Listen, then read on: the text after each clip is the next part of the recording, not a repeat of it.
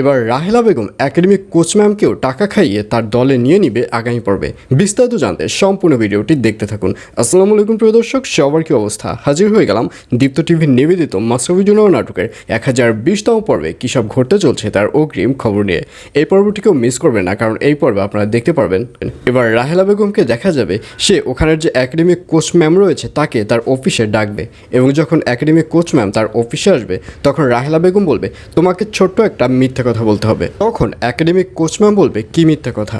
তখন রাহেলা বেগম বলবে গতকাল খেলার মধ্যে মনি যেরকম সেন্সলেস হয়ে পড়ে গিয়েছিল, তোমার বলতে হবে যে মনি প্রায় খেলার মধ্যে এভাবে সেন্সলেস হয়ে পড়ে যায়।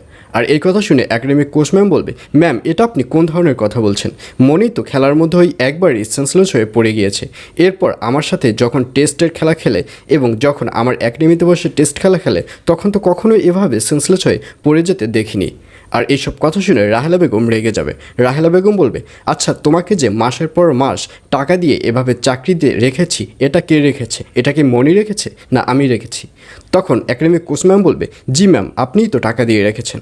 তখন রাহেলা বেগম বলবে শোনো, একটা কথা ভুলে গেলে চলবে না, সেটা হচ্ছে তোমাকে মাসের পর মাস আমি কিন্তু টাকা দিয়ে রেখেছি, এবং আমার টাকায় কিন্তু তুমি একা খাও না, তোমার যে অসুস্থ বাবা রয়েছে সেও কিন্তু আমার টাকা খায়, তাকে কিন্তু মনি কোনো টাকা দেয় না, এটা তুমি মাথায় রাখবে। সুতরাং আমি যেভাবে বলবো তোমার ঠিক সেভাবেই চলতে হবে।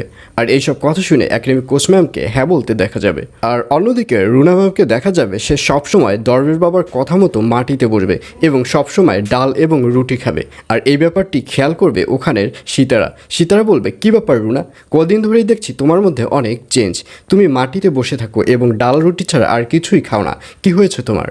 আর এই কথা শুনে দিলার বেগম বলবে রুনা এই পৃথিবীর সকল মোহ এবং মায়া থেকে নিজের আত্মাকে মুক্তি দিয়েছে, আর এজন্যই রুনা এভাবে চলছে। আর এই কথা শুনে সীতারা বলবে আচ্ছা আত্মাকে তো মুক্তি দেয় মানুষ যখন মারা যায় তখন, তার আগে তো আত্মাকে মুক্তি দিতে পারে না। তখন রুনা ম্যাম রেগে যাবে। রুনা ম্যাম বলবে আপনার আমাকে দেখে কি মনে হচ্ছে আমি কি মারা গেছি?